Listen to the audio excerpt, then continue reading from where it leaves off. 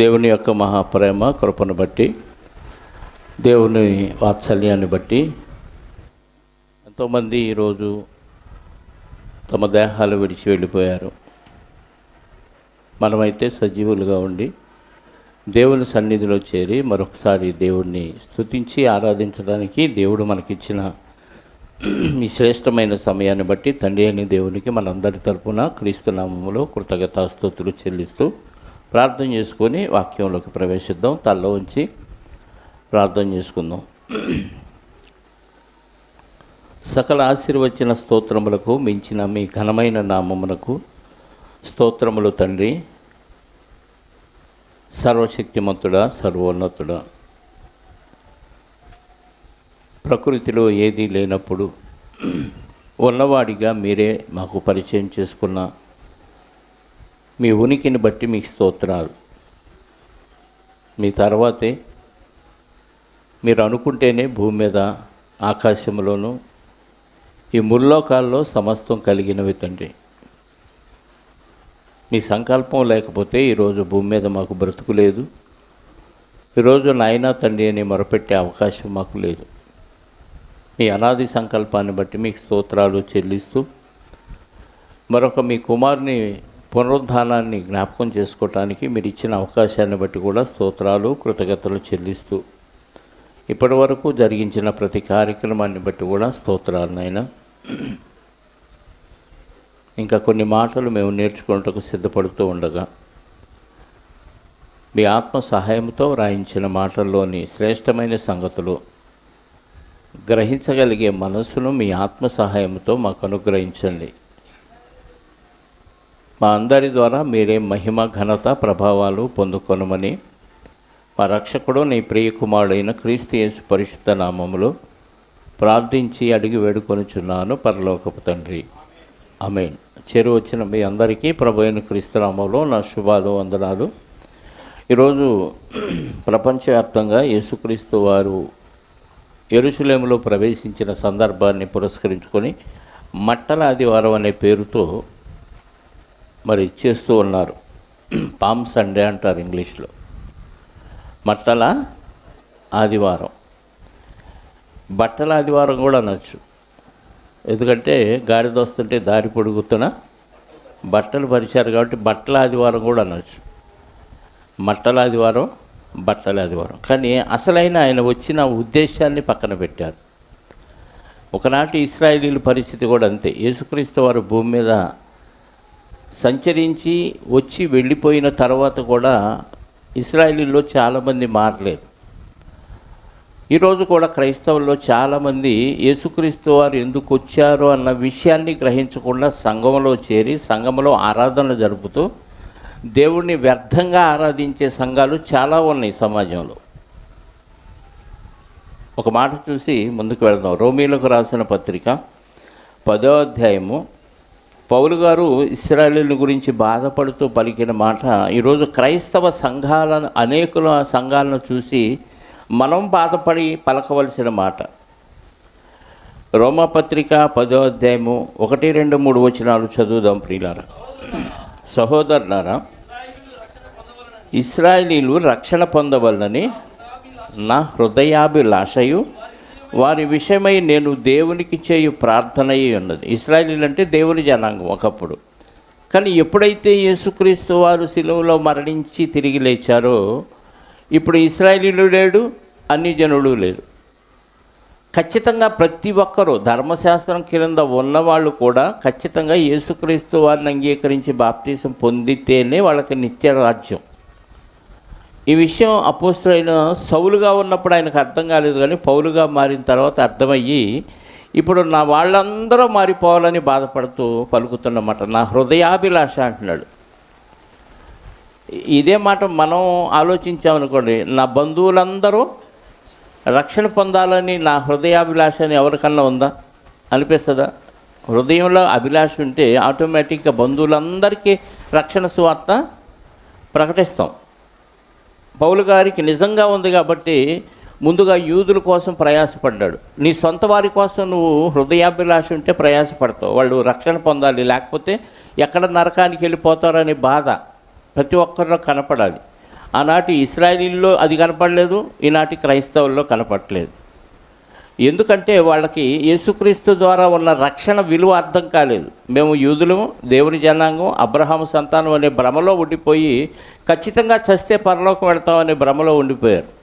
అలాంటి వారి గురించి బాధపడుతూ పౌలు గారు మాట్లాడుతూ నా అనుదిన ప్రార్థన అంటున్నాడు, దేవునికి నేను చేయు ప్రార్థన అయి ఉన్నది, వారు దేవుని యందు ఆసక్తి గలవారే అని వారిని గూర్చి పౌలు గారే సాక్ష్యం చేస్తారు. ఈరోజు చర్చికి వెళ్ళే వాళ్ళందరికీ భక్తి ఉందా అంటే ఉంది కదా. దేవుడు అంటే భక్తి ఉంటేనే కదా చర్చికి వెళ్తారు. అలాగే వాళ్ళకు కూడా దేవుడు అంటే భక్తి ఉంది, దేవుడిని గురించి ఆసక్తి అయితే వాళ్ళకు ఉంది. కానీ అయినను వారి ఆసక్తి దేవుడు చెప్పిన జ్ఞానానుసారంగా లేదు. భక్తి నువ్వు అనుకున్నట్టు చేస్తే దేవుడికి నచ్చదు. మనం అనుకున్నట్టుగా భక్తి చేస్తాం. దేవుడికి వెంట్రుకలు ఇస్తే అబ్బా శబాష్ అని, ఎన్ని వెంట్రుకలు ఉన్నాయి అన్ని ఆశీర్వాదాలు ఇచ్చేస్తాడని మనం అనుకుంటాం. దేవుడికి గుండు కొట్టించుకుంటే సంతోషిస్తాడు. నీ గుండు ఆయనకు ఉపయోగం ఏంటి? బోడిగుండు కదా. దేవుడికి మనం అనుకున్నవి ఇస్తే దేవుడు మెచ్చడు. భక్తి మనం అనుకున్నట్టుగా చేయకూడదు, దేవుడు అనుకున్న విధంలో చేస్తే భక్తి. దాన్నే జ్ఞానానుసారం అంటున్నాడు. వారు భక్తి కలిగిన వాళ్ళే ఇశ్రాయేలీలు కూడా. కానీ వాళ్ళ భక్తి ఎలా ఉందంటే దేవుడు అనుకున్న విధంగా లేవు. ఈరోజు క్రైస్తవుల భక్తి కూడా ఇలాగ ఉంది. విగ్రహాలు చేసుకొని పూజించటం, విగ్రహాలకు కొబ్బరికాయలు కొట్టడం, విగ్రహాలకు దండం పెట్టడం, ఇది వీళ్ళు అనుకున్న భక్తి, దేవుడు అనుకున్న భక్తి కాదు. మరి భక్తి ఉందా అంటే భక్తి ఉంది, కానీ వాక్యానుసారమైన భక్తి ఉందా? వాక్యానుసారమైన భక్తి. క్రైస్తవుల సంగతే మాట్లాడుతున్నా, అన్ని జనుల జోలికి నేను వెళ్ళను ఎప్పుడు. ఎందుకంటే ముందు మన కొంప శుభ్రం లేదు కదా. క్రైస్తవ్యంలోని పనికి మాలిన బోధలు చేస్తున్న వాళ్ళు చాలామంది ఉన్నారు. అది పాడుతున్నారు కదా, యేసు రాజుగా వస్తున్నాడని. వాళ్ళకి వాక్యం అర్థం కాలేదు. భక్తి కలిగిన వాళ్ళేనంటే ఖచ్చితంగా వాళ్ళు భక్తి కలిగిన వాళ్ళే, కానీ వాళ్ళ భక్తి వాక్యానుసారమైంది కాదు. ఆనాటి ఇశ్రాయేలీల భక్తి ఎలా ఉందో ఈరోజు క్రైస్తవుల భక్తి చాలామందిలో అలాగే ఉంది. వాళ్ళ భక్తి జ్ఞానానుసారమైనది కాదు. ఎలయనగా వారు దేవుని నీతిని ఎరుగక తమ స్వనీతిని స్థాపింప బూనుకొనుచు దేవుని నీతికి లోబడలేదు. దేవుని నీతి అంటే వాక్యానుసారంగా బతకటం. దేవుడిని నమ్మి ఆయన చెప్పింది చేయటమే దేవుని నీతి. దేవుడి నీతిని ఎరుగక తన స్వనీతిని మనం అనుకున్నది చేస్తే దేవుడు మెచ్చుకుంటాడు అనుకుంటున్నాం.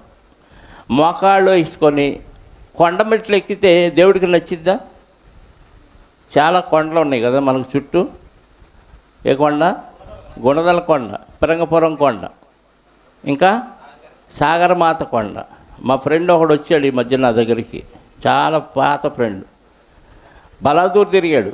ఎంత బలాదూర్ అంటే 100 రూపాయల నోటు తీసుకొని ఒక 25-30 ఏళ్ల క్రితం, 30-35 ఏళ్ల క్రితమే 100 రూపాయల నోటు తీసుకొని సిగరెట్ వెలిగించేవాడు. అడి పేరు బుజ్జిగాడు అని పిలుస్తాం. బుజ్జిగాడు అంటే ఏందనుకుంటున్నా అనుకోవాలి అందరూ. ఈరోజు దిక్కులేనోడు అయిపోయాడు. అంతా ఉంది, లక్షాధికారి, కోటీశ్వరుడే, కానీ దిక్కులేనోడు అయిపోయాడు. భక్తి ఉందా అంటే భక్తి ఉంది, కానీ వాడు అనుకున్న భక్తి వేరు. నడవలేని స్థితిలో ఉన్నాడు, ఎవరు చూసేవాళ్ళ పరిస్థితి లేదు. ఎవడో చెప్తే కోటాలకు వెళ్ళాడంట. ఎక్కడికి? సాగర్ వెళ్ళాడంట. అరే నేను ఇక్కడ ఉన్నాను, నీ ముందు ఎలా బతికానో నేను తెలుసు, మారిన తర్వాత ఎలా ఉన్నానో కూడా నీకు తెలుసు. ఇక్కడికి వస్తే నువ్వు ఎందుకు మారావని ఏ రోజన్నా నన్ను అడిగావా? ఎందుకు ఇలా భక్తిగా ఉన్నావు? పాస్ట్ ఎందుకు అయ్యావని అడిగావా? ఆడికి ఆడుకో ఎందుకు వెళ్ళేవరా నడవలేని స్థితులు అంటే నోరెత్తడు. భక్తి ఉందంటే భక్తి ఉంది, కానీ వాక్యానుసారమైన భక్తి కాదు అది. వాళ్ళ స్వనీతిని స్థాపింపబూనుకో. నువ్వు అనుకున్నది దేవుడికి నచ్చదండి. దేవుడు అనుకున్నది నువ్వు చేస్తే అది భక్తి. ఏమనుకున్నాడు దేవుడు, ఎలా బ్రతకమన్నాడు అనేది అడిగితే బైబిల్ చదివితే అది అర్థమైంది. ఎవడో చెప్పింది నువ్వు పాటించి ఇదే భక్తి అనుకొని నువ్వు అక్కడ డిజైన్ చేసుకొని నా భక్తి కరెక్టే అని పొంగిపోయావు అనుకో, చచ్చిన తర్వాత అర్థమైంది నీ భక్తి కరెక్టా కాదా అనేది. చావకముందే దేవుడు ఇచ్చాడు కదా, బైబిల్ ఇచ్చాడు కదా, దీనిలో చూసుకుంటే అన్నీ అర్థమైపోతాయి. అందుకే వారి భక్తి జ్ఞానానుసారమైంది, వాక్యానుసారమైంది కాదు. కానీ వాళ్ళు స్వనీతిని, దేవుని నీతిని ఎరుగక తమ స్వనీతిని స్థాపింప పూనుకొనుచు దేవుని నీతికి లోబడలేదు అంటున్నాడు. ఈరోజు క్రైస్తవులు కూడా దేవుని నీతికి లోబడకుండా స్వనీతిని స్థాపిస్తూ ఉన్నారు. 2000 సంవత్సరాల క్రితం, ఇంకా ఖచ్చితంగా చెబితే 2020 సంవత్సరాల పైనే యేసుక్రీస్తు వారు యెరూషలేముకి వస్తూ ఉన్నాడు. దేనికి వచ్చాడు? గాడిద మీద ఊరేగుతూ వచ్చాడు. దాన్ని పట్టుకొని ఈరోజు మట్ల ఆదివారం చేస్తున్నారు. యెరూషలేము మీద ఎక్కి రావాల్సిన అవసరం ఏమొచ్చింది? యేసుక్రీస్తు వారు యెరూషలేమునకు గాడిద మీద ఎక్కి రావాల్సిన పరిస్థితి ఏమొచ్చింది అని ఆలోచిస్తే దానికి చరిత్ర ఉంది. అంటే యేసుక్రీస్తు వారు భూమి మీద ఏ పని చేసినా, ఏ మాట మాట్లాడినా, ఏ క్రియ చేసినా, ఎటు నడిచినా, ఏది చేసినా దేవుడు వ్రాసుకున్న మాటల ప్రకారంగా చేస్తున్నాడంట. ఒక మాట చూడండి బైబిల్లో, మత్తయి సువార్త 26వ అధ్యాయము. మత్తయి సువార్త 26వ అధ్యాయము 24వ వచనం. మనుష్య కుమారుని గూర్చి వ్రాయబడిన ప్రకారము ఆయన పోవుచున్నాడు కానీ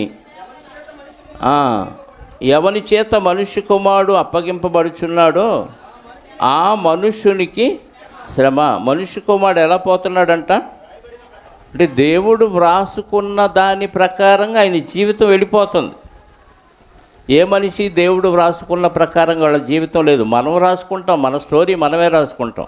ఈరోజు బజార్ వెళ్ళాలి, ఈరోజు సినిమాకి వెళ్ళాలి, ఈరోజు పిండాకూడికి వెళ్ళాలి, ఈరోజు తద్దినానికి వెళ్ళాలి, ఈరోజు పెళ్ళికి వెళ్ళాలి. ఎవరు నిర్ణయిస్తారు? మనం నిర్ణయం. కానీ యేసుక్రీస్తు వారు సొంతగా ఏమీ అనుకోలేదు. ఈరోజు పలానా చోట పెళ్ళి ఉంది కాబట్టి వెళ్దాం అనుకోలేదు. కానా విందుకు నువ్వు వెళ్ళాలని రాసుకున్నాడు కాబట్టి కానాలో పెళ్లి విందుకి వెళ్ళాల్సి వచ్చింది. అక్కడ ఒక అద్భుత కార్యం చేయాల్సి వచ్చింది. అది రాసుకున్నాడు దేవుడు. అంటే మనుష్య కుమారుడు తండ్రి వ్రాసుకున్న మాటల ప్రకారంగా క్రియలు చేస్తూ ఉన్నాడు, మాట్లాడుతూ ఉన్నాడు. ఆయన జీవితం అంతా పుట్టిన దగ్గర నుంచి మరణించే వరకు దేవుడు ఏదైతే వ్రాసుకున్నాడో అలా జీవించాడు. మనం అలా జీవించట్లా. దేవుడు వ్రాసుకున్నది తెలిసి కూడా మనం అలా బతకట్లా. ఏమన్నాని? మన ఈ గుండెలు కాదు, కొండలు కదా. దేవుడు ఏమి రాశాడో ముందుగా తెలుసుకొని ఆ ప్రకారంగా బ్రతుకుతూ జీవితాన్ని ముగించాడు యేసుక్రీస్తు వారు. ఏమి రాసుకున్నాడో మనకు తెలియలేదు. కానీ వాక్యంలోకి వచ్చిన తర్వాత, బాప్తీసం తీసుకున్న తర్వాత, వాక్యం చదివిన తర్వాత ఏమి రాసుకున్నాడో మనకు అర్థమైన, వ్రాసుకున్న మాటల ప్రకారంగా బ్రతకాలని తెలిసిన బ్రతకలా. దీన్ని ఏమనాలి? మొండి ధైర్యం అనాలా? పిడిమొండి ధైర్యం అనాలా? బతకట్లా. ఆయన వ్రాసుకున్న ప్రకారంగా పోతున్నాడు. అంటే దేవుడు వ్రాసిన ప్రకారంగా ఆయన జీవితం వెళ్తుంది. అందుకే జకర్యా గ్రంథం 9వ అధ్యాయము 9వ వచనం ఒకసారి చదువుదాం. జకర్యా గ్రంథం 9వ అధ్యాయము 9వ వచనం. సియోను నివాసులారా బహుగా సంతోషించుడి, యెరూషలేము నివాసులారా ఉల్లాసముగా ఉండండి. నీ రాజు నీతిపరుడును రక్షణ గలవాడును దీనుడునై గాడిద పిల్లను ఎక్కి నీ యొద్దకు వచ్చుచున్నాడు. సియోను నివాసులారా, యెరూషలేము నివాసులారా మీరందరూ సంతోషించండి, బహుగా సంతోషించండి. యెరూషలేము నివాసులారా ఉల్లాసంగా ఉండండి. నీ రాజు ఎలా వస్తున్నాడయ్యా? నీతిపరుడును రక్షణ గలవాడును దీనుడునై గాడిద పిల్లను ఎక్కి నీ యొద్దకు వచ్చుచున్నాడు. ఇది జకర్యా గారి ద్వారా దేవుడు రాయించాడు. ప్రతిదినం, ప్రతి విశ్రాంతి దినం ఆ యెరూషలేము దేవాలయములో ప్లస్ సమాజ మందిరాల్లో వాక్యాన్ని నేర్చుకుంటూ వాక్యం బోధిస్తుంటే వింటున్నారు. విన్నవాళ్ళ సంగతి పక్కన పెడితే వాక్యాన్ని బోధించే వాళ్ళకు కూడా యేసుక్రీస్తు వారు గాడిద మీద వస్తున్నప్పుడు ఎందుకు వస్తున్నాడు అనేది అర్థం కాల. ప్రాక్టికల్గా దేవుడు చెప్పింది కళ్ళ ముందు జరుగుతున్నా వాళ్ళకి ఎందుకు ఇది జరుగుతుంది, ఈయన కాదు కదా అనిపించలా, ఈయనే కదా అనిపించలా. పైగా వచ్చేటప్పుడు ఎలా వస్తాడు? దీనుడై, రక్షణ తీసుకొని సాత్వికుడై, దీనుడై గాడిద పిల్లను ఎక్కి నీ యొద్దకు వచ్చుతున్నాడు. ఆయన నీతిపరుడు, ఆయనలో ఏ దోషం లేదు, ఏ పాపం లేదు, దేవుని చిత్త ప్రకారంగా బతుకుతున్నవాడు, రక్షణ తీసుకొని దీనుడుగా నీ దగ్గరకు వస్తున్నాడు అంటే ఆయన మహారాజుగా వస్తాడు. దావీదు గారు ఎలాగైతే కత్తి పట్టి గాడిద మీద ఊరేగాడో, యుద్ధాలు ఎలా చేశాడో అలా ఒక రాజకిరీటం పెట్టుకొని రాజుగా వస్తాడు అనుకున్నారు. అర్థమైందా? అయ్యో మంటలు తీసుకొని బయలుదేరాడు. ఎలా వస్తాడంట? దీనుడై నీతిపరుడును రక్షణ గలవాడును దీనుడునై గాడిద పిల్లను ఎక్కి నీ వద్దకు వచ్చుచున్నాడు.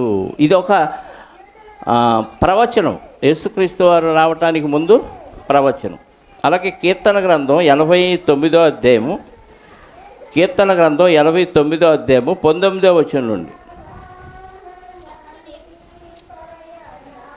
కీర్తన గ్రంథం 89వ అధ్యాయం 19 నుంచి.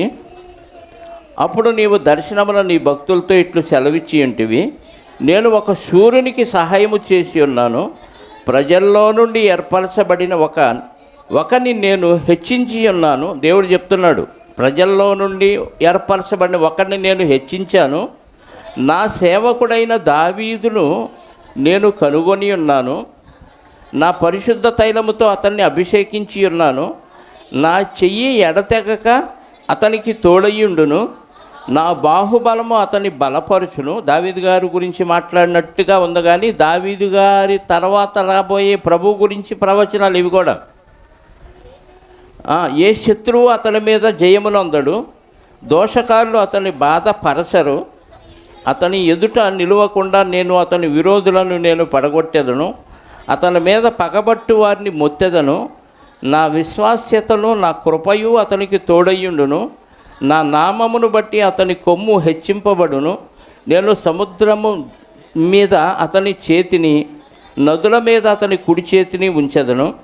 నీవు నా తండ్రివి, నా దేవుడవు, నా రక్షణ దుర్గము అని అతడు నాకు మొరపెట్టును. కావున నేను అతని నా జ్యేష్ఠ కుమారునిగా, ఎవరుగా చేస్తాడు? ఇశ్రాయేలు నా జ్యేష్ఠ కుమారుడు అని చెప్పాడు రోమపత్రికలో. అతన్ని జ్యేష్ఠ కుమారునిగా చేయుదును, భూరాజుల్లో అత్యున్నతునిగా నుంచెదను, నా కృప నిత్యము అతనికి తోడుగా ఉండజేసేదను, నా నిబంధన అతనితో స్థిరపరచెదను. ఎవరితో? అతనితో స్థిరముగా ఉండును, శాశ్వత కాలము వరకు అతని సంతానమును, ఆకాశమున్నంత వరకు అతని సింహాసనమును నేను నిలిపెదను. ఎప్పటిదాకంట అంటే యేసుక్రీస్తు వారు స్థాపించిన రాజ్యం ఎప్పటిదాకా ఉంటుంది? భూమి నిలిచి ఉన్నంతకాలం ఉంటుంది, ఆ తర్వాత పరలోకి వెళ్ళిపోతుంది. అంటే ఇవన్నీ యేసుక్రీస్తు వారి గురించి దేవుడు వ్రాయించిన ప్రవచనాలు. ఇంకా చూద్దాం 32 నుంచి. నేను వారి తిరుగుబాటునకు దండముతోనూ వారి దోషములకు దెబ్బలతోనూ వారి శిక్షించదను, కానీ నా కృప అతనికి బొత్తిగా ఎడము చేయను. అబద్ధికుడనై నా విశ్వాస్యతను విడువను, నా నిబంధనలను నేను రద్దుపరచను, నా పెదవుల గుండా బయలు వెళ్ళిన మాటలు మార్చను. అతని సంతానము శాశ్వతంగా ఉండుననియు, అతని సింహాసనము సూర్యుడున్నంతకాలము నా సన్నిధిని ఉండుననియు, చంద్రుడున్నంతకాలము అది నిలుచుననియు, మెంట నుండి వాడు సాక్షి నమ్మకముగా ఉన్నట్లు అది స్థిరపరచబడిననియు, నా పరిశుద్ధత తోడని నేను ప్రమాణము చేసి తిని దావీదుతో నేను అబద్ధమాడను. దావీదు గారితో చెప్పాడు, కానీ దావీదు సింహాసనాన్ని శాశ్వత కాలం స్థిరపరుస్తానన్నాడు. అంటే యేసుక్రీస్తు వారి ద్వారా ఏర్పాటు చేయబడే రాజ్యం గురించి మాట్లాడాడు. ఇదే విషయం దానియేలు గారు కూడా ప్రవచించారు. నెబుకద్నెజర్ గారికి ఒక కళ వచ్చింది, ఆ కళ భావాన్ని దానియేలు గారు చెప్తారు. చెప్పినప్పుడు అంత వద్దులే కానీ 44వ వచనం చూద్దాం. దానియేలు గ్రంథం 2వ అధ్యాయము 44వ వచనం. దానియేలు గ్రంథం 2వ అధ్యాయము 44వ వచనం. 4 రాజ్యాల గురించి చెప్తాడు ఇక్కడ. కళ, ఒక విగ్రహం, ఆ విగ్రహంలో శిరస్సు బంగారం, మెడ నుంచి చెస్ట్ వరకు వెండి, ఆ తర్వాత ఏమో ఇత్తడి, ఉదరము తొడల వరకు ఇత్తడి, తర్వాత ఇనుము మట్టి. ఈ 4 మెటీరియల్తో ఒక బొమ్మ కనపడింది. అంటే 4 ప్రపంచాన్ని ఏలే మహాసామ్రాజ్యాల గురించి అక్కడ మాట్లాడాడు. ఆ చివరిలో మట్టి ఇనుము కలిసి ఉన్నట్టుగా కనపడిన పాదాల మీద చేతి సహాయము లేక తీయబడిన ఒక రాయి వచ్చి పడితే ఈ పాదాలు విరిగిపోతే విగ్రహం అంతా తుత్తునీయలుగా ముక్కలైపోయింది. అది కనపడటానికి చోటు కూడా ఉండదు అని ఒక కళని దాని భావాన్ని చెప్పి ఆ రాజుల కాలంలో దేవుడు చేస్తున్న కార్యక్రమం అని చెప్తున్నాడు. 44వ వచనం. ఆ రాజుల కాలములో పరలోకమందున్న దేవుడు ఒక రాజ్యమును స్థాపించును, దానికి అన్నటికీ నాశనము కలగదు. ఆ రాజ్యము దాన్ని పొందిన వారికి గాక మరెవ్వరికి చెందదు. నువ్వు పొందితే నీ హృదయంలో నీకే తెలుసు తప్ప పొందేవా లేదో బయటోడికి తెలీదు. విశ్వాసం ద్వారా పొందేది కదా ఈ రాజ్యం. ఎలా? వేషధారణ ద్వారా పొందేదా, విశ్వాసం ద్వారానా?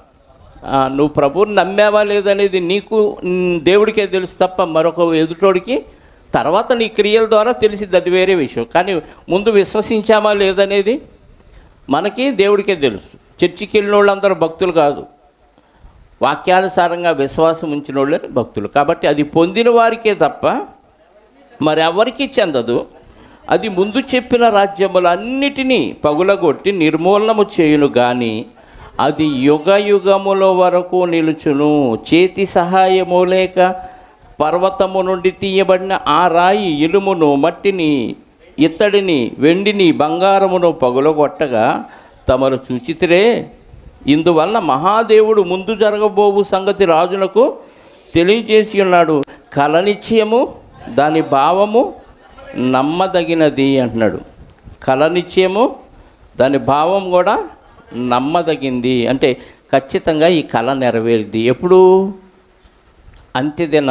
అంత్యదినాల్లో జరగబోయేది. అంత్యదినాలు అంటే యేసుక్రీస్తు వారు భూమి మీద వచ్చిన దినాలే అంత్యదినాలు. ఆ దినాల్లో ఏం జరిగిందంటే ప్రపంచాలను పరిపాలించే ఏ రాజ్యం నిలబడదో అన్ని రాజ్యాలు కూలిపోతాయి. చివరిగా రోమా సామ్రాజ్యం ఉంది. ఆ రోమా సామ్రాజ్య కాలంలోనే చేతి సహాయం లేక తీయబడిన రాయి అంటే యేసుక్రీస్తు వారు. పురుషుని సహాయం లేకుండా తీయబడిన రాయి. యోసేపు సహాయం లేదు అక్కడ. కేవలం దేవుడే యేసుక్రీస్తు వారిని పరిశుద్ధాత్మ వల్ల మరియమ్మ గర్భంలో ప్రవేశపెడితే ఆ ప్రవేశపెట్టినప్పుడు అక్కడి నుంచి బయటకు వచ్చి ఆయనే ఎదిగాడు. చేతి సహాయం లేక తీయబడిన రాయి అంటే ఒక మనిషి సహాయం లేదు అక్కడ, పురుషుని సహాయం. మీద పడింది భూతలమంతా ఆ పాదాల మీద పడి పాదాలని పగలగొడితే విగ్రహం అంతా ఏమైంది?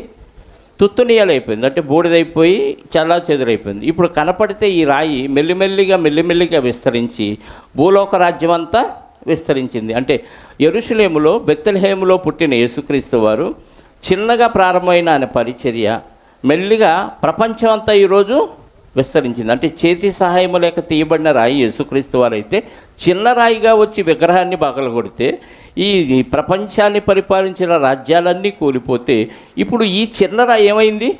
ప్రపంచమంతా వ్యాపించిన పెద్ద రాయిగా విస్తరించింది. అంటే యెరూషలేములో 12 మందితో సువార్తను ప్రారంభించిన యేసుక్రీస్తు వారు 12 మంది ద్వారా రాజ్య స్థాపన చేసిన యేసుక్రీస్తు వారి రాజ్యం ఏమైంది? ఈరోజు ప్రపంచం అంతా యేసుక్రీస్తు వారు తెలియని దేశం లేదు, ప్రపంచం అంతా వ్యాపించింది. భూతలం అంతా మహాపర్వతమయను అంటే అది. అంటే ప్రవచనాల ప్రకారంగా యేసుక్రీస్తు వారు ఎందుకు వచ్చారని అడిగితే రాజ్యాన్ని స్థాపించడానికి రాజుగా అభిషేకించబడి గాడిద మీద ఊరేగుతూ యెరూషలేము పట్టణంలోకి ఎంటర్ అయ్యాడు. అది సందర్భం. మీకు అర్థమైందా? మట్లాదివారం యొక్క విశేషం ఏంటంటే యేసుక్రీస్తు వారు యెరూషలేములోనికి గాడిద మీద వస్తుంటే జకర్యా ప్రవచనం చదివారు కదా, నీ రాజు సాత్వికుడు, రక్షణ గలవాడు, నీతిపరుడై దీనుడై గాడిదను దాని పిల్లను ఎక్కి మీ వద్దకు వచ్చుచున్నాడనే ప్రవచనం నెరవేరాలి. కాబట్టి వీళ్ళేమో ఎవరోలే అనామకుళ్ళే, కార్పెంటర్కి పుట్టిన కొడుకు, ఈయన మహారాజు కుటుంబంలో ఏం పుట్టలేదు కదా అనుకొని పక్కన పెట్టేశారు. ఎవరైతే ఈ వీళ్ళను పరిపాలించడానికి వీళ్ళకి రక్షణ ఇవ్వటానికి వచ్చాడో ఆయన్ని తృణీకరించారు. ఆ మాట ఒకసారి మనం కీర్తన గ్రంథంలో కూడా చూడగలిగితే ప్రియులరా, కీర్తన గ్రంథం యేసుక్రీస్తు వారి గురించి వ్రాయబడిన మాట ఒకసారి మనం బైబిల్లో చూడగలిగితే 118వ అధ్యాయము ఒకసారి చూద్దాం. 25, 26 చూడండి.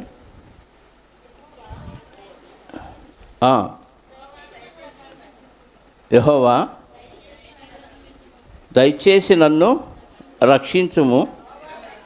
యెహోవా దయచేసి నాకు అభివృద్ధి కలిగించుము. యెహోవా పేరిట వచ్చువాడు ఆశీర్వాదమునొందునుగాక. యెహోవా మందిరములో నుండి ఎవరి పేరిట వస్తున్నాడు ఆయన? యెహోవా పేరిట వచ్చువాడు ఆశీర్వాదమునొందునుగాక. యెహోవా మందిరములో నుండి మిమ్మును దీవించునుగాక. యెహోవాయే దేవుడు, ఆయన మనకు వెలుగును అనుగ్రహించు. చాలమ్మ 25 యెహోవా దయచేసి నన్ను రక్షించుము. యెహోవా దయచేసి అభివృద్ధి కలిగించుము. యెహోవా పేరిట వచ్చువాడు ఆశీర్వాదమునొందునుగాక. యెహోవా మందిరములో నుండి మిమ్మును దీవించు. ఆయన పేరు మీద వస్తున్నాడు. ఎవరు వచ్చేది? ఎవరు? యెహోవా. యెహోవా పేరిట యేసుక్రీస్తు వారు.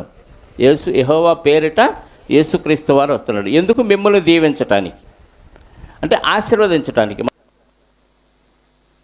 ఇండియాలో ఏం చదివాం? నీ రాజు నీతిపరుడు, రక్షణ గలవాడును, దీనుడనై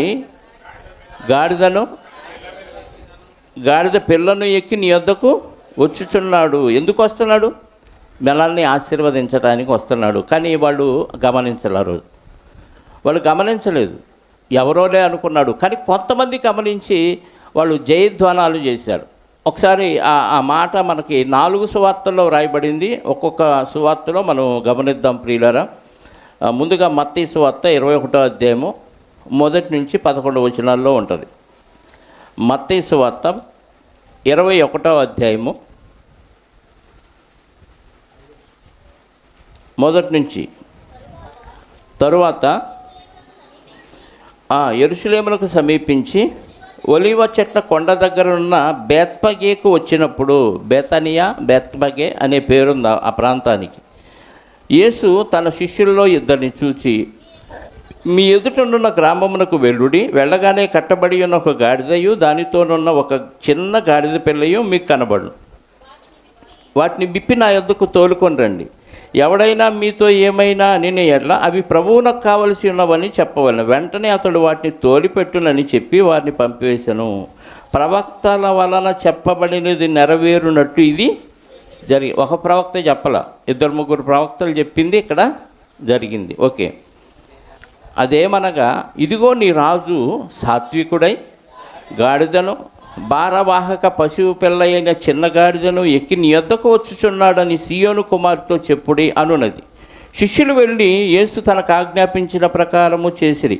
ఆ గాడిదను దాని పిల్లను తోడుకొని వచ్చి వాటి మీద తమ బట్టలు వేయగా, దేని మీద వేశారు? బట్టలు గాడిద మీద వేశారు. ఆయన బట్టల మీద కూర్చుండెను. జనసమూహములలోనూ అనేకులు తమ బట్టలు దారి పొడుగున పరిచిరి. కొందరు చెట్ల కొమ్మలు నరికి దారి పొడుగున పరిచిరి.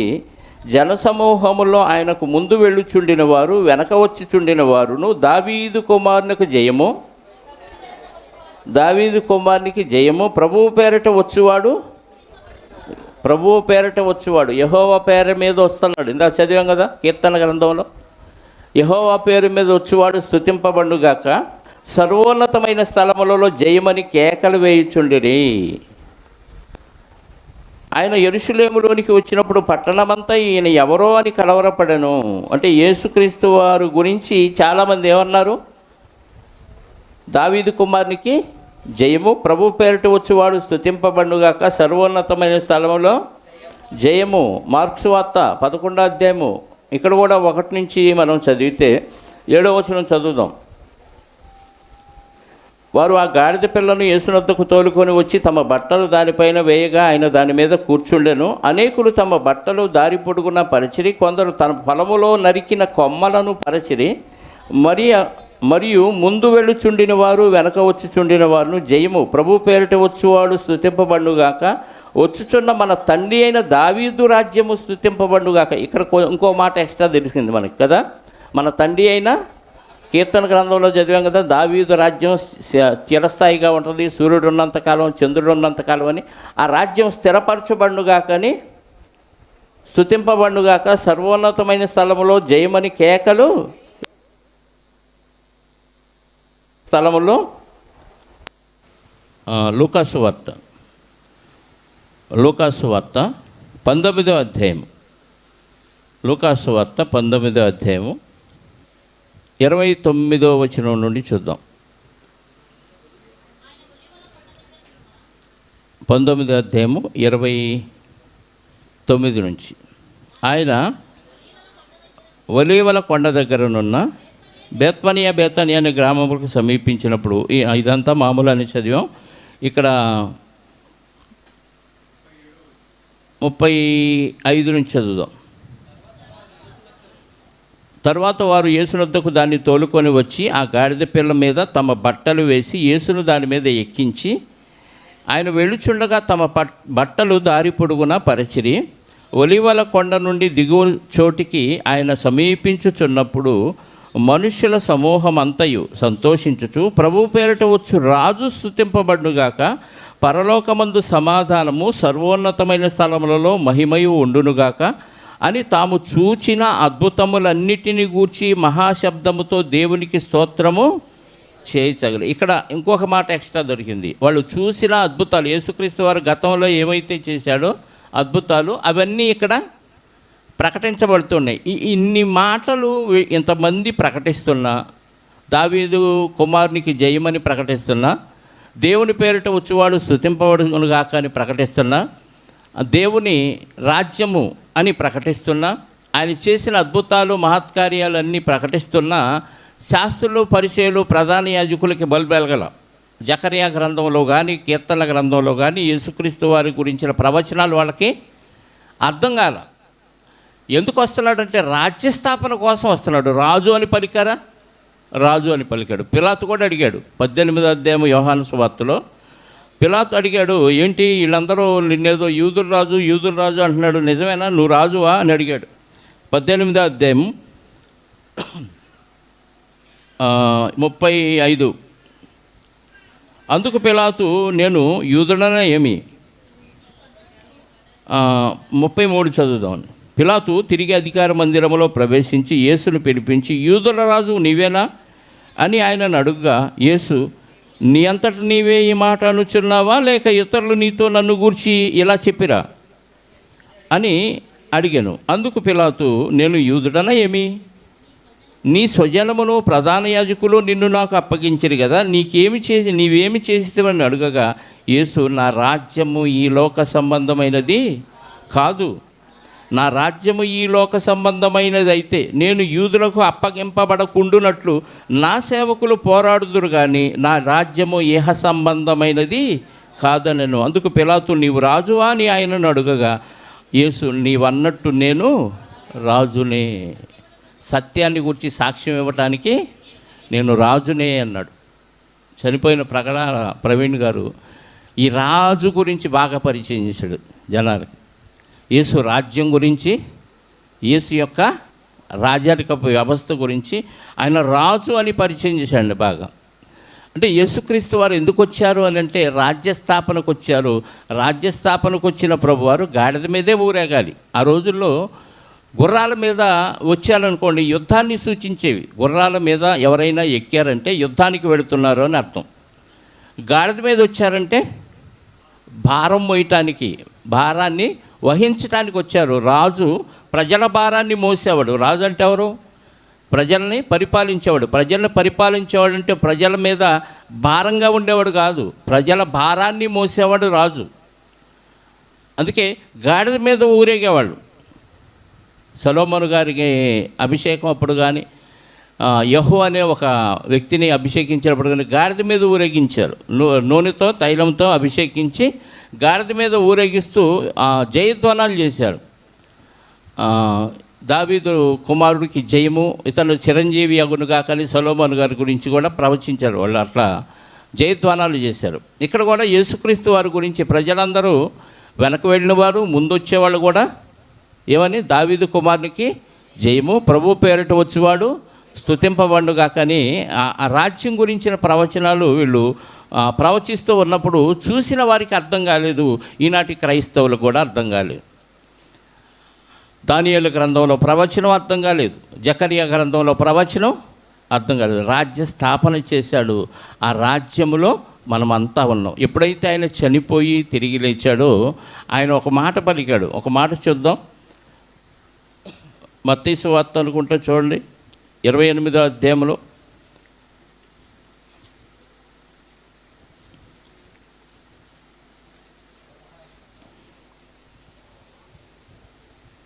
పరలోకమందును భూమి మీదను నాకు రాజ్య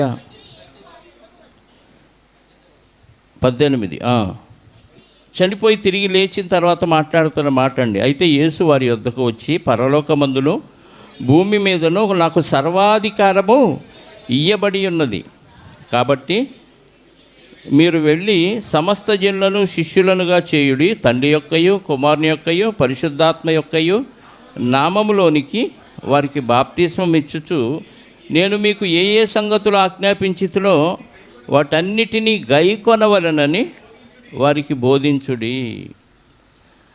నేను ఏం చెప్పానో ఇవి వాళ్ళని గైకొనాలని బోధించుడి. పరలోకమందును భూమి మీదను నాకు సర్వాధికారం ఇవ్వబడింది. అంటే అధికారం ఉంది అంటే రాజు అయ్యాడు అని అర్థం. రాజ్య స్థాపన కోసం వచ్చాడు. చేతి సహాయం లేక తీయబడిన ఆ రాయి ఎవరైతే ఉన్నారో ఆ రాయి వచ్చి ప్రపంచంలో ఉన్న ప్రపంచాన్ని పరిపాలించే రాజ్యాలన్నింటినీ కూలగొట్టి ఈయనే ఒక రాజ్యాన్ని స్థాపించాడు. ఆ రాజ్యం భూతలమంతా విస్తరించింది. చేతి సహాయం లేక తీయబడిన రాయి. అందుకే ఈ విషయం శిలువలో ఉన్న దొంగకు అర్థమైంది, కానీ ఈనాటి క్రైస్తవ దొంగలకు అర్థం కావట్లేదు. దొంగలని చెప్పాలి, ఎందుకంటే నిజంగా ఆత్మతో సత్యముతో ఆయన ఆరాధిస్తే అన్నీ అర్థమైపోతాయి. మరి ఇంకా రాజ్యం రావాలి, యేసురాజుగా వచ్చుచున్నాడని పైనకి మాలిన పాటలు పాడుతానంటే వీళ్ళకి రాజ్యంలో ఉన్నారా, బయట ఉన్నారా, దయ్యపు రాజ్యంలో ఉన్నారా? నిజంగా దేవుని రాజ్యంలో ఉంటే ఈ పాట పాడరండి, వాళ్ళకి అర్థం కాలేదు. చెప్పే బోధకుడికి అర్థం కాలేదు, వినే ఈ గొర్రెలకు కూడా అర్థం కాలేదు. శిలువలో దొంగ ఏమన్నాడు? లూకాసు వార్త 23లో 42వ వచనం చూడండి. లూకాసు వార్త 23వ అధ్యాయము 42వ వచనం. ఆయన చూచి యేసు, నీవు నీ రాజ్యములోనికి వచ్చినప్పుడు, ఇప్పుడు దొంగకు అర్థమైన విషయం మనుషులకు అర్థం కావట్లేదు ఏంటండి? మంచివాళ్ళలాగా అంటే వీళ్ళకి దొంగలకే దొంగలా చెప్పండి. దొంగోడికి అర్థమైందే, దొంగోడికి అర్థమైంది. ప్రభువా యేసు, నీవు నీ రాజ్యములోనికి వచ్చినప్పుడు నన్ను జ్ఞాపకము చేసుకొనమంటే, నేడు నీవు నాతో కూడా అంటే పరదేశిలో నా రాజ్య సంబంధులందరినీ నేను పోగు చేస్తున్నాను. రెండవ రాకడలో వచ్చి వాళ్ళందరినీ తీసుకుంటాను. భూమి మీద మిగిలిన వాళ్ళు ఎవరైతే ఉంటారో వీళ్ళందరినీ తీసుకొని నా తండ్రికి రాజ్యాన్ని అప్పగిస్తాను అంటున్నాడు. దశలోనిక పత్రికలో చెప్తాడు. దశలోనికి రాసిన పత్రిక, ఆయనకి తండ్రికి రాజ్యాన్ని అప్పగిస్తాడంటండి ఆయన. రెండవ పత్రిక ఒకసారి చూడండి.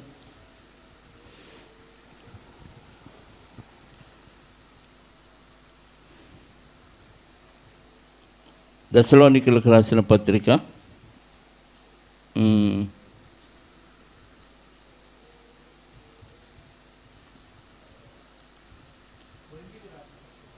కొరింథీ 15వ అధ్యాయం, మొదటి పత్రిక 15వ అధ్యాయము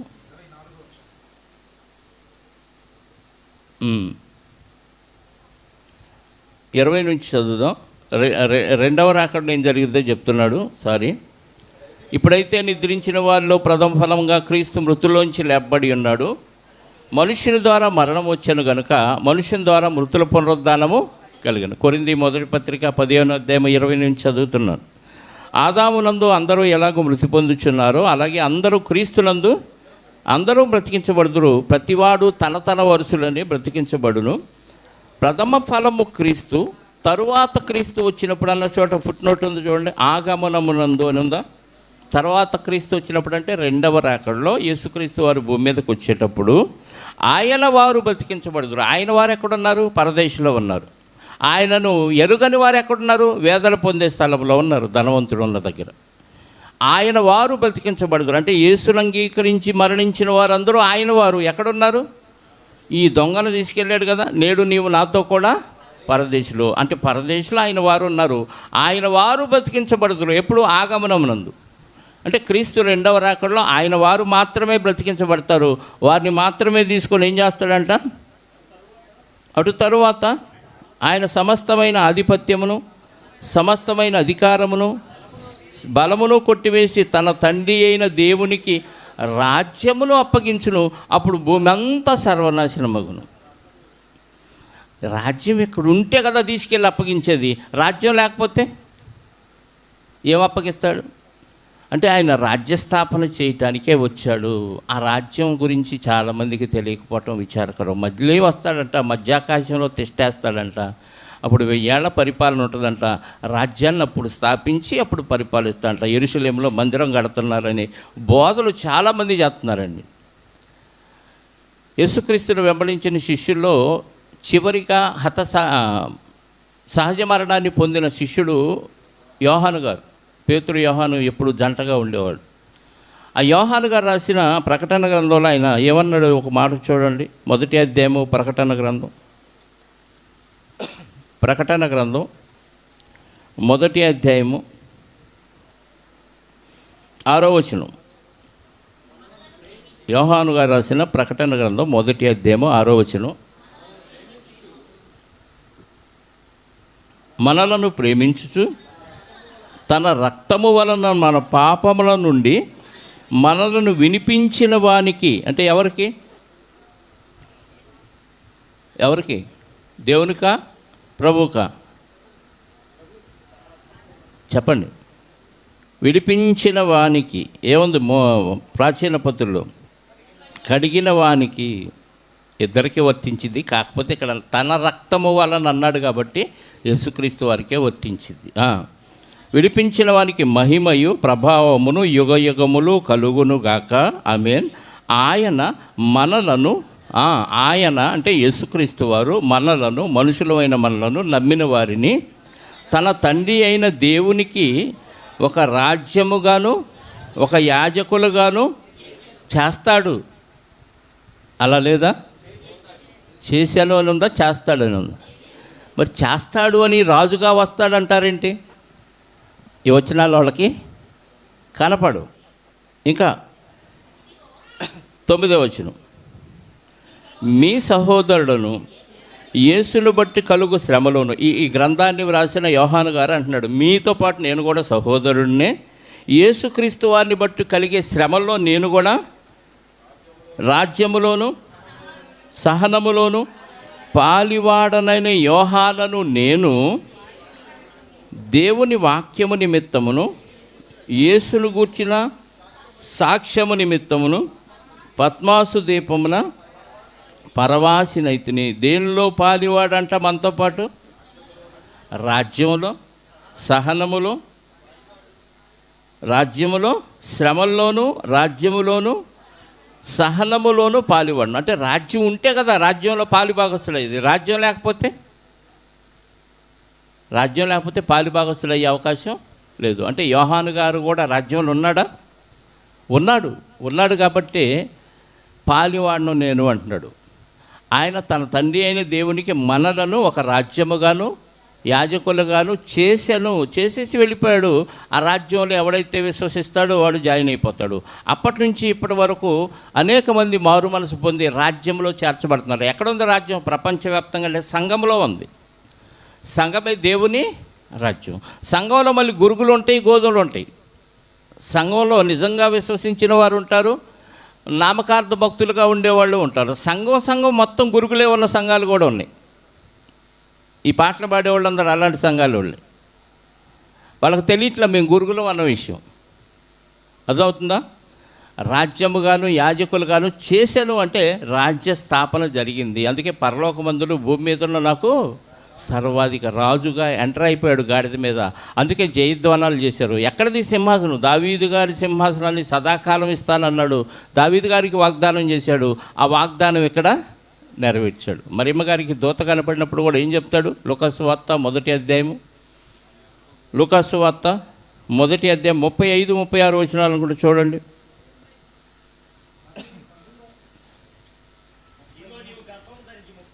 ఆ 31. ఇదిగో నీవు గర్భము ధరించి కుమారుని కని ఆయనకు యేసు అని పేరు పెట్టుదువు.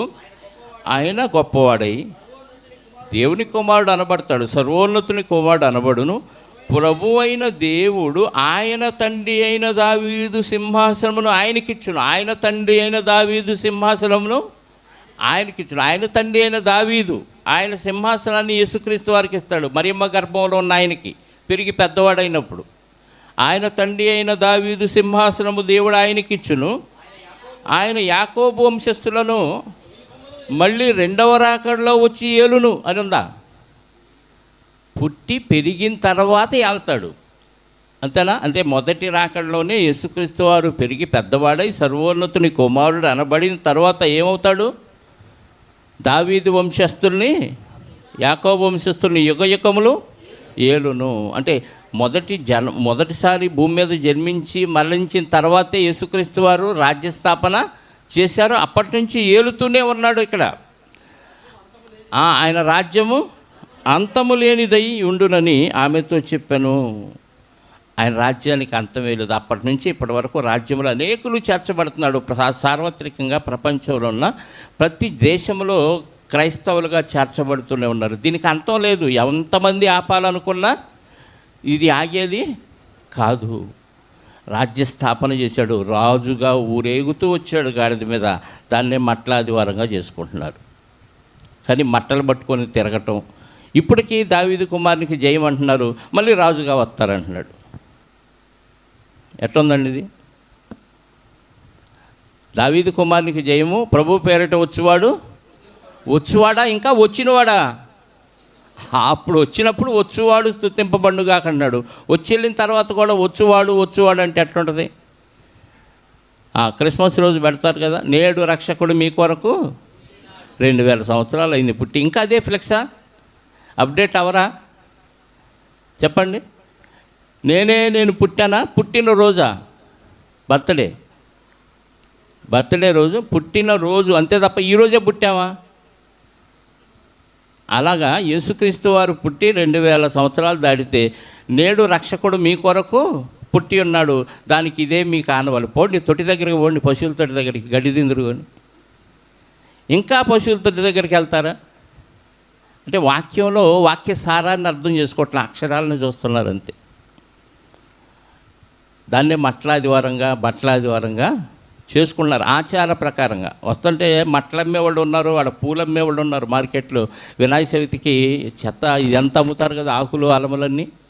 అలాగా దీనికి కూడా ఏమమ్ముతున్నారు మార్కెట్ అంటే, క్రైస్తవులకి ఇది పండగ. ఏం పండగయా? మట్టలకి పువ్వులు గుచ్చే పండగ. ఇది తీసుకొని ఊరేగుతూ వీధులెమ్మటి తిరిగే పండగని అన్నిళ్ళకి అర్థమయ్యి అమ్ముకునేవాళ్ళు పూలు మట్టలు పెట్టి అమ్ముతున్నారు. వాళ్ళకి ఎలాగ అమ్ముతారో ఆ సీజన్లో ఈ సీజన్లో వీళ్ళకి ఇదే అమ్ముతున్నారు. రేపు గుడ్ ఫ్రైడే రోజు ఆ సమాధుల పండగ. ఆ సమాధుల మీద పువ్వులు, అగరబత్తీలు, సాంబ్రాణి గడ్డీలు, ఈ క్యాండిల్స్ ఇవన్నీ వెలిగిస్తారు అత్తర్లో. అక్కడ అమ్ముకునే వాళ్ళకి పండగ, వీళ్ళకి కాదు, వీళ్ళకి దండగ కదా. ఆచారబద్ధంగా చేస్తున్నారు తప్ప వాక్యంలోని సారాన్ని గ్రహించట్లా. ఇంకా రాజ్యంలో రాలేదనుకొని చేర్చబడకుండా ఉన్న వాళ్ళ పరిస్థితి ఏంటి చెప్పండి? ఆయన 2000 సంవత్సరాల క్రితం రాజ్యస్థాపన చేసి వెళితే ఇంకా రాజ్యం రాలేదు, రాబోతుంది, ఇప్పుడు నమ్మితే చాలు అనుకొని అలాగే ఉండిపోయారు అనుకోండి, వాళ్ళ పరిస్థితి ఏంటి? సంఘం అంటేనే ఆయన రాజ్యం. రాజ్యానికి ఎల్లలు ప్రపంచం అంతా. రాజ్యానికి చట్టం. మన భారతదేశానికి ఒక రాజ్యాంగం ఉంది, దానికి ఒక చట్టం ఉంది. మరి క్రీస్తు రాజ్యాంగానికి చట్టం లేదా అంటే ఉంది. కొత్త నిబంధనే ఆయన చట్టం. కొత్త నిబంధనలు ఏది చేయాలో ఏది చేయకూడదో ఆ చట్ట ప్రకారంగా నువ్వు బ్రతికితే నీకు ఏ శిక్షా విధి లేదు. క్రీస్తు యేసునందు ఉన్నవారికి ఏ శిక్షా విధి లేదు. అన్ని పాతయన్నీ కొట్టేశాడు, అన్ని కొత్తవి చేసేసాడు. హ్యాపీగా నూతనమైన యెరూషలేము పరలోకానికి వెళ్ళే అద్భుతమైన అవకాశాన్ని మనకి ఇచ్చాడు. ఇంకా రాజ్యం రాలేదనుకునే భ్రమలో ఉండి యేసు రాజుగా వస్తున్నాడనే పాటలు పాడుకుంటూ, వస్తాడు నా రాజు ఈరోజు అని పాటలు పాడుకుంటూ, ఆయన వచ్చాడు వెళ్ళిపోయాడు, కపక్కన వచ్చాడు నిన్ను వదిలేసి వెళ్ళిపోతాడు కదా. అట్లా ఎదురు చూస్తూ ఉండండి. నిజంగా వచ్చిన వాళ్ళకి పండగ, ఇంకా వస్తాడని ఎదురు చూసే వాళ్ళకి దండగ. మంచి నిర్ణయం తీసుకోండి, ప్రార్థన చేసుకుందాం.